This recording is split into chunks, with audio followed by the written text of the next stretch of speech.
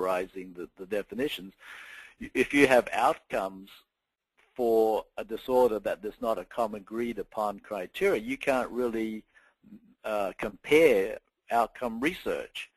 Same with addiction. If you say we have fantastic outcomes, but you define substance use disorders differently from somebody else, that's why diagnostic criteria, and especially DSM-5, has, for the last few editions, been very focused on categorizing diagnoses so that we can get the best inter-rater reliability and validity. Inter-rater reliability meaning that if one person diagnoses somebody, they're going to come up with pretty much the same diagnosis. Now, we don't have perfect inter-rater reliability with DSM at all, but that's the goal, so that when we do research, we can compare apples with apples and not apples with oranges.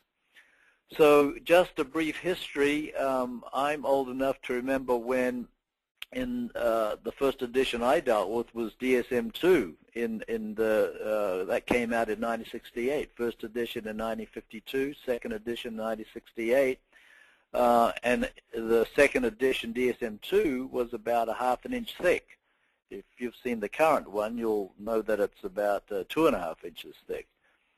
1980, DSM-3 was published, and this was the first edition where they began to look at being more descriptive of the diagnoses so that we could do research and compare diagnoses. In previous editions, it was more based on the theory or etiology. 1987 started working on and published DSM-3R, a revised version. 94, DSM-4, a text revision in 2000, and now last May in 2013, DSM-5.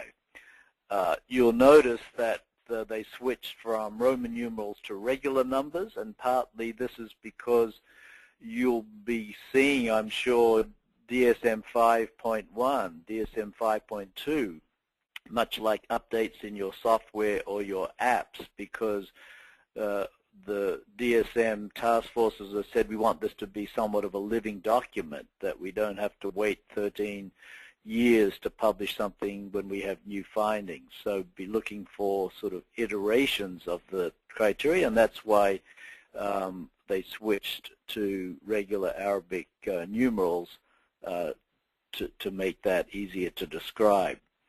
Now, the way DSM-5 is organized, and we'll just breeze through this very quickly, you'll have to read the book to get more detail, but the way the chapters have been organized